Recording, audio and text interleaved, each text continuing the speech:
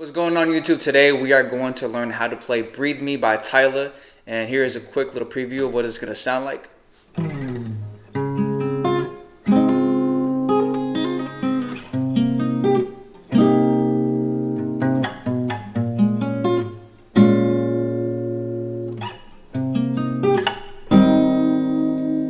You don't need no air, you can just breathe me.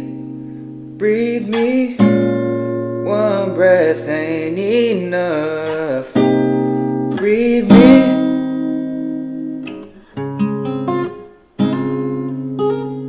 So for the song, you're gonna need a capo on the 4th fret. Everything that I teach is relative to the capo, and there's gonna be 4 chords throughout the entire song.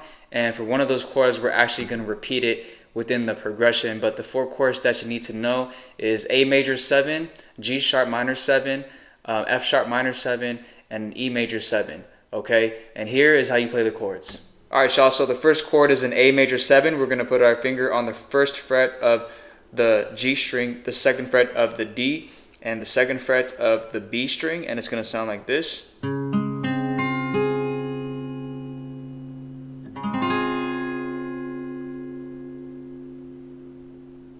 All right, and the second chord is a G sharp minor 7. The way that I'm playing it in this song is that I'm just barring the entire 4th fret, and I'm hitting the low E, D, G, and B string. So just those strings, and it's gonna sound like this.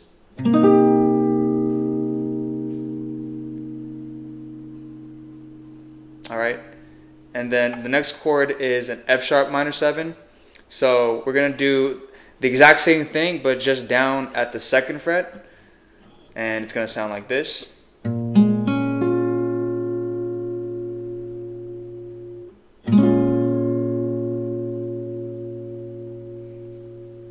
Okay, and the last chord you need to know is an E major 7. So we're gonna put our fingers on the 1st fret of the D and the G string and the 2nd fret of the A string, and utilizing the 4 middle strings only, it's gonna sound like this.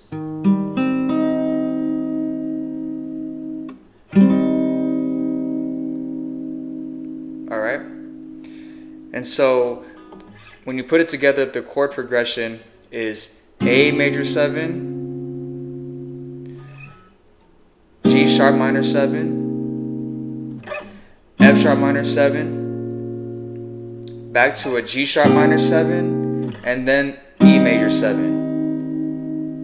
And so if we think about it in 4 counts, it'll be like this: 1, 2, 3, 4, 1, 2, 3, 4, 1, 2, 3, 4, 1, 2, 3, 4. So as you can see on the last 2 chords, it's halfway through the G sharp minor 7, and then you switch to the E major 7 to end the chord progression. All right, and then you're simply just repeating that chord progression for the entire song.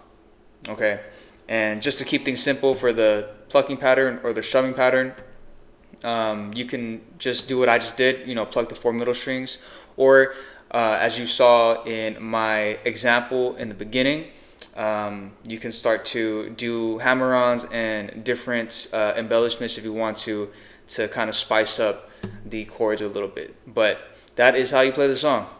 Alright guys, I appreciate you tapping into this video. Hopefully it helped you out and added value to you in some sort of way. If it did, please go ahead and comment down below, like this video, share it with somebody that wants to learn this song.